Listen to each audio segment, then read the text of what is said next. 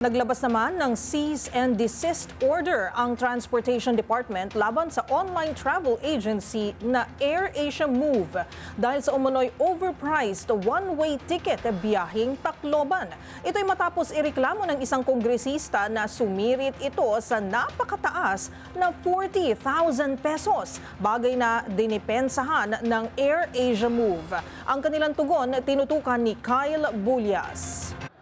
Pinaiimbestigahan na ni Transport Secretary Vince Dizon ang online travel agency na AirAsia Move dahil sa umano'y overpricing nito sa mga tiket, partikular na ang biyaheng Manila to Tacloban, sa gitna yan ng kasalukuyang krisis sa transportasyon sa San Juanico Bridge. Sa isang press conference, sinabi ni Dizon na inihahanda na nila ang kasong economic sabotage laban sa naturang platform at posibleng isampa ito sa susunod na linggo.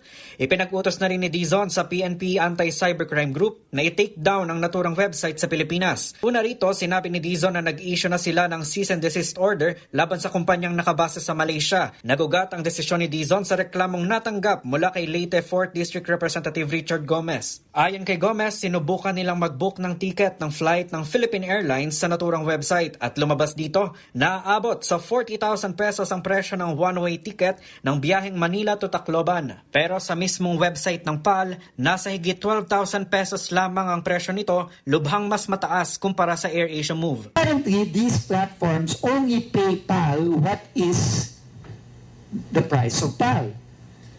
So yung 12,000 na yan. So yung patong, yung tongpats, kay AirAsia Move lahat yun.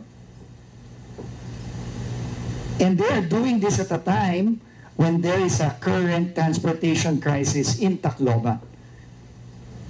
Okay? So this is really